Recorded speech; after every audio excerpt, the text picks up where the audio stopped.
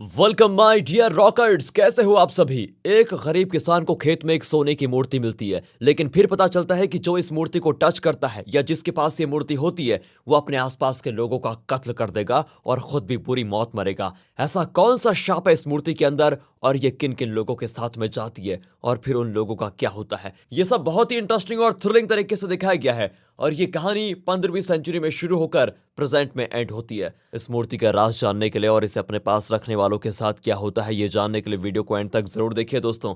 और अगर आप चैनल पर नए हैं तो प्लीज सब्सक्राइब कर दीजिए। तो चलते हैं अब 2023 में रिलीज हुई Telugu supernatural epic thriller movie के अंदर, जिसका नाम है स्वर्ण सुंदरी। मूवी की शुरुआत होती है 18th सेंचुरी में, जब एक गरीब किसान अपनी जमीन पर खेती कर रहा होता है। तब उसे एक सुंदर सोने की मूर्ति मिलती है। वो अपने बेटे को मूर्ति देकर घर में रखने को कहता है। उस रात उसे कुछ अजीब आवाजें सुनाई देती हैं और वो लालटेन लेकर बाहर जाता है। उसे लगता है कि कोई उसका पीछा कर रहा है। दूसरी ओर किसान की माँ को मेज के नीचे से कुछ आवाजें आती है। वो जाकर देखती है तो एक डरावना रूप दिखता है जो उस बुजुर्ग औरत को मार डालता है। वो रूप किसान की पत्नी को भी मार डालता है। किसान की कुछ समझ में नहीं आता, लेकिन फिर उसे पता चलता है कि उसकी माँ और पत्नी का कातिल कोई और नहीं, उसका अपना बेटा है। माँ और दादी को मारकर वो लड़का खुशी से नाचता है और किसान को भी मारने के लिए तैयार हो जाता है। किसान भी समझ जाता है कि उस स्वर्ण मूर्ति में कोई न कोई बुरी शक्ति है जो उसके बेटे से ये सब कुछ करवा रही है। वो बेटे को एक जगह बांधकर उस मूर्ति को गांव से दूर एक कुएं में फेंकने के लिए जाता है, लेकिन असल में कुएं में मूर्ति नहीं, खुद किसान गिरा होता है। मूर्ति तो भारी होती है, मतलब अगर कोई इस मूर्ति को मिटाने की कोशिश करेगा वो भी मारा जाएगा। और अब दिखाते हैं मूर्ति का फ्लैशबैक। 15वीं सेंचुरी में एक राजा के पास ये मूर्ति थी। इसकी बुरी शक्तियों के बारे में उसे पता नहीं था और वो इसे देवी मानकर पूजा करने लगा। लेकिन कुछ ही दिनों में राज्य के लोग एक दूसरे से लड़कर मर गए और राजा भी मर गया। इस तरह उनके साम्राज्य का हो गया अंत। प्रेजेंट में दिखाते हैं कि ये मूर्ति एक गैंगस्टर के पास है और आनंद नाम का एक बिजनेसमैन उसे 2 करोड़ में खरीदना चाहता है। गैंगस्टर मान जाता है और अपने आदमी से कहता है कि वो मूर्ति ले आओ, लेकिन उसका साथी बताता है कि 2 दिन पहले उस आदमी की मौत हो गई। गैंगस्टर कहता है कि तो तुम जाओ और उस मूर्ति को लेकर आओ। बॉस की बात मानकर वो मूर्ति लेकर आ ही रहा होता है कि तभी बीच में दूसरी गैंग उसे मारकर वो मूर्ति ले लेती है। अब उस दूसरे गैंग का लीडर आनंद को कॉल करके कहता है कि मुझे इस मूर्ति के 5 करोड़ चाहिए। आनंद कहता है कि मैं 6 करोड़ दूंगा, मुझे बस वो मूर्ति चाहिए। अब उस नई गैंग के कुछ लोग मूर्ति को लेकर आ ही रहे होते हैं। अगले सीन में पूर्णा नाम की एक औरत को दिखाते हैं जो कोई बिजनेस डील साइन करके घर लौट रही होती है। रास्ते में उसकी गाड़ी खराब हो जाती है और वो देर से घर पहुंचती है। दरअसल वो और उसका पति कहीं पर जाने वाले थे,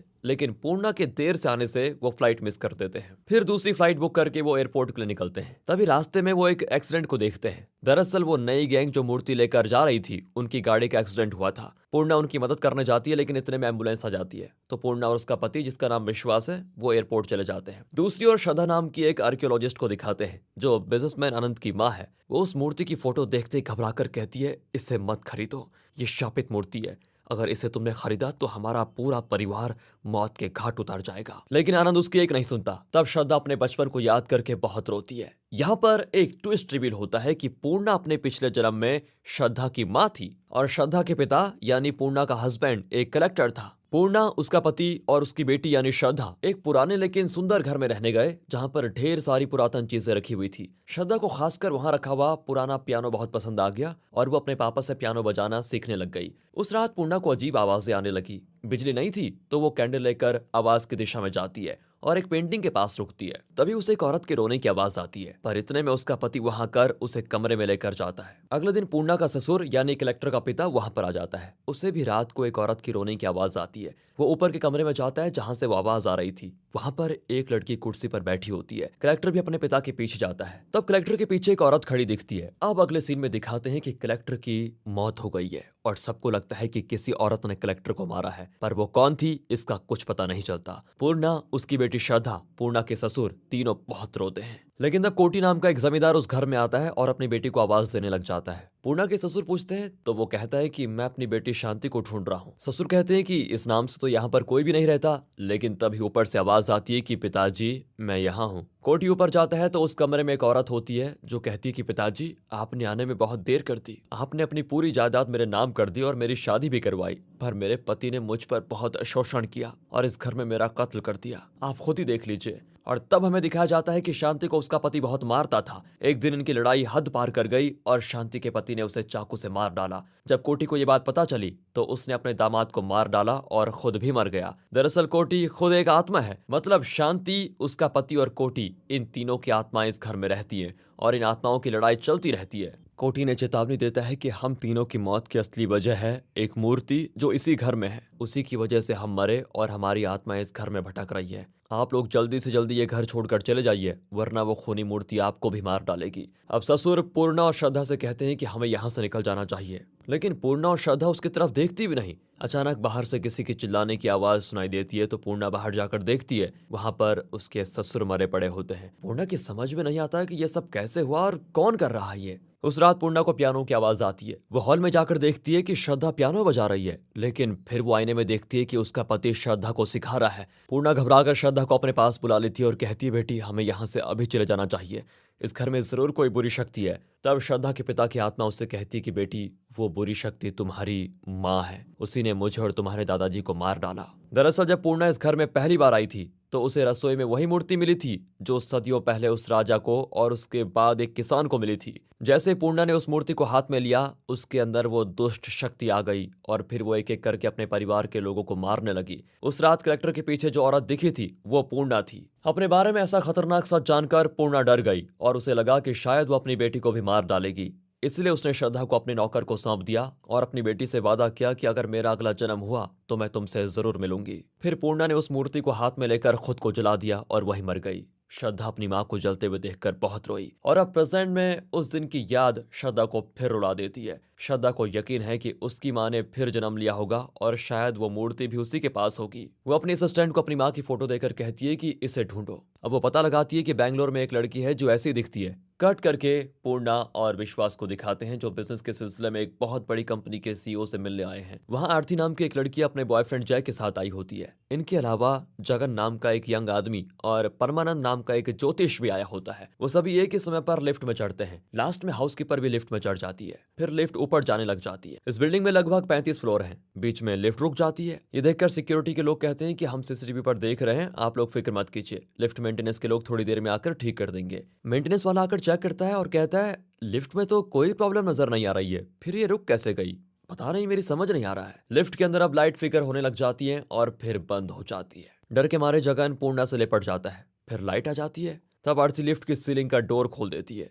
फिर लिफ्ट चलने लगती है, लेकिन फिर से लाइट फिकर होती है और जब लाइट पूरी तरह से जाती है तो वो देखते हैं कि जगन की गर्दन पर कांच का टुकड़ा घुसा हुआ है और वो मर चुका है। ये बाकी सभी घबरा जाते हैं कि किसने जगन को मारा। सिक्योरिटी को लगता है कि इन बाकी 6 में से ही किसी ने जगन को मारा है, तो वो तुरंत पुलिस को कॉल करता है। पुलिस ऑफिसर भी इनसे बात करता है और पूछता है कि सब अपने अपने बैग्स खोलकर सारी चीजें बाहर निकाल कर दिखाओ। सब अपने बैग में रखी चीजें दिखाते हैं। पूर्णा अपना बैग खोलती है तो उसके अंदर वही खतरनाक सोने की मूर्ति होती है। और तब फ्लैशबैक में दिखाते हैं कि जब इस मूर्ति को लेकर वो गैंग जा रही थी तो उनका एक्सीडेंट हुआ जिसे पूर्णा ने देखा। वो उनकी मदद के लिए गई, लेकिन तब एम्बुलेंस आकर उन सभी को ले गई। फिर पूर्णा ने उनकी गाड़ी से ये मूर्ति निकाल कर रख ली थी और अब पता चलता है कि इस लिफ्ट में ये सब कुछ क्यों हो रहा था। अब अगर इस लिफ्ट का कोई भी पूर्णा को टच करेगा उसकी मौत हो जाएगी। फिर एक बार लाइट ऑफ होती है और जब ऑन होती है तो हाउसकीपर एक कोने में पड़ी होती है। किसी ने उसकी गर्दन तोड़कर उसे मार डाला था। पुलिस एकदम बेबस होकर ये सब कुछ देख रही होती है क्योंकि कुछ पता नहीं चलता। अब इससे पहले कि अगला कत्ल हो वो फायर डिपार्टमेंट को कॉल कर देते हैं ताकि जल्द से जल्द लिफ्ट में कोई कत्ल ना हो और इन सभी लोगों को बचाया जा पाए।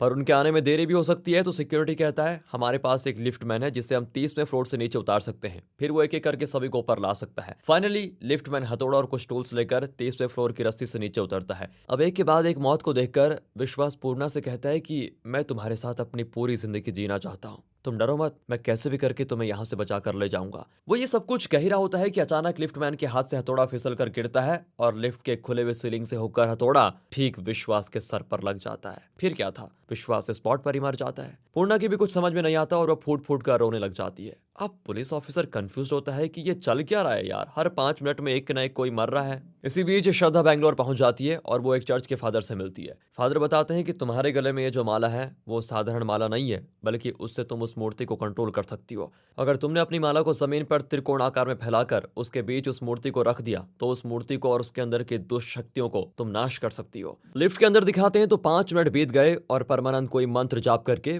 पूर्णा से ये कहता है कि इस लिफ्ट में एक बुरी शक्ति है और मुझे शक है कि वो बुरी शक्ति तुम हो। पहले तो जगन ने तुम्हें छुआ और सबसे पहले वो ही मरा। फिर तुमने हाउसकीपर को छुआ और वो मर गई।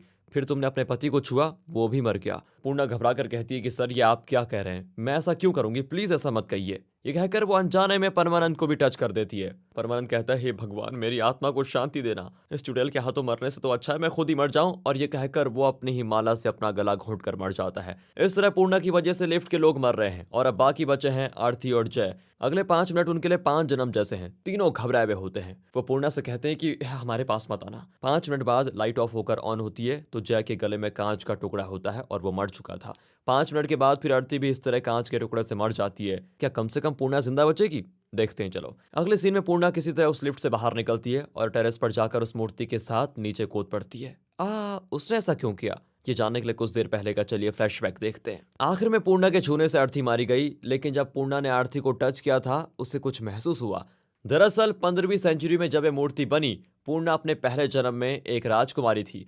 उसकी बड़ी बहन थी आरती। आरती बहुत ही अच्छा नृत्य करती थी। उस वक्त एक पूजा होती थी जिसके लिए कबीले का सरदार उन्हें एक देवी के सोने की मूर्ति ला कर देता था। उस मूर्ति की खूबसूरत आरती का मन जीत लेती है और वो उसे एक पुजारी को देकर उसकी पूजा करने को कहती है। तब वहां एक बुजुर्ग साधु आता है और उस मूर्ति की पूजा होते हुए देखकर वो चिल्लाता है कि इस मूर्ति को यहाँ कौन लेकर आया, सब दूर हट जाओ इस मूर्ति से, ये एक शापित मूर्ति है। और जब उसे पता चलता है कि कबीले का सरदार इस मूर्ति को लेकर आया था तो वो उस पर चिल्लाता है कि मैं जानता हूँ तुमने इस मूर्ति में बुरी से बुरी शक्तियां भरकर इसकी पूजा की है। इस शापित मूर्ति को तुमने राजकुमारी को क्यों दिया? सरदार बताता है कि इस राजा ने हमारे कबीले का नाम और निशान मिटा दिया और मैं अपने कबीले का आखिरी इंसान हूँ। राजा से बदला लेने के लिए मैंने कई पूजाएं की और दुनिया की बुरी से बुरी शक्तियां इस मूर्ति में भर दी। आप चाहे मुझे मार भी डाले लेकिन इस मूर्ति की दुष्ट शक्तियां जन्म जन्मांतर तक कमजोर नहीं होंगी, वो सभी को मारती रहेंगी। अब साधु कहता है कि तुम्हारा गुस्सा राजा से है तो तुम जनता से बदला क्यों लेना चाहते हो, आखिर तुम्हें चाहिए क्या? सरदार कहता है कि अगर राजा मेरे आगे घुटने टेक कर मुझसे माफी मांगेंगे और ये राज्य मेरे हवाले कर दें तो मैं इस राज्य के लोगों को कुछ नहीं करूंगा और नैतिकता से राज करूंगा। साधु राजा से कहता है कि अब आपके परिवार और जनता को बचाने के लिए और कोई रास्ता नहीं बचा, आप इसकी बात मान लीजिए। लेकिन राजा नहीं मानता और सरदार को लात मार देता है, फिर उसे खत्म कर देने का आदेश देता है। मरने से पहले सरदार कुछ मंत्र पढ़कर राजा की बेटी यानी अर्थी पर चावल के दाने फेंककर शाप देता है कि इस मूर्ति की दुष्ट शक्तियों का कभी अंत नहीं होगा, कहकर वो मर जाता है। लेकिन सरदार की आत्मा राजकुमारी यानी अर्थी के अंदर आ जाती है और वो उस सोने की मूर्ति की रक्षा करने लगती है। उस मूर्ति की बुरी शक्तियों को जिंदा रखने के लिए खून की जरूरत होती है, इसी वजह से अर्थी कई लोगों का कत्ल करके उनका खून उस मूर्ति को दान करती है। राजा ये सब कुछ देखकर सह नहीं पाता और अपने हाथों से अपनी बेटी को मार डालता है। फिर वो अपने सिपाहियों से कहता है कि उस मूर्ति को लेकर राज्य से दूर कहीं दफना दो। सिपाही वैसा ही करते हैं। कुछ साल के बाद उसे एक किसान खोद निकालता है और उसे अपने घर लेकर जाता है। अगले दिन वो अपने परिवार को मार डालता है। फिर वो मूर्ति किसी दूसरे के हाथ में लगती है और उसका परिवार भी मिट जाता है। इस तरीके से एक एक करके उस राज्य के सभी लोग मर जाते हैं और पूरा साम्राज्य का पतन हो जाता है। पहले जन्म की ये सारी यादें पूर्णा को तब आई जब उसने आरती को छुआ। वो सह नहीं पाई कि आरती जो उस जन्म में उसकी बड़ी बहन थी उसकी मौत पूर्णा के हाथों हो गई, इसलिए वो मूर्ति के साथ खुदकुशी करने के लिए छत से कूद गई। लेकिन उस मूर्ति को कोई नुकसान नहीं होता। तब वहां पर श्रद्धा आती है। फिर एक जगह बैठकर वो कुछ मंत्र जाप करती है और अपने गले से माला उतारकर उसे त्रिकोणाकार में फैला देती है। फिर कई मुश्किलों का सामना करने के बाद आखिर वो उस शापित मूर्ति को माला के बीच में रखने में सफल हो जाती है और इस तरह श्रद्धा उस शाप का अंत कर देती है जो 6 शताब्दियों से कई लोगों की जान ले चुका था। इसी के साथ दोस्तों ये मूवी यहाँ पर खत्म होती है। अगर ये वीडियो आपको अच्छी लगी हो, स्टोरी अच्छी लगी हो, एक्सप्लेनेशन अच्छा लगा हो तो लाइक कीजिए और चैनल को सब्सक्राइब। मिलते हैं अगली वीडियो में, ध्यान रखिए अपना and finally thanks for watching.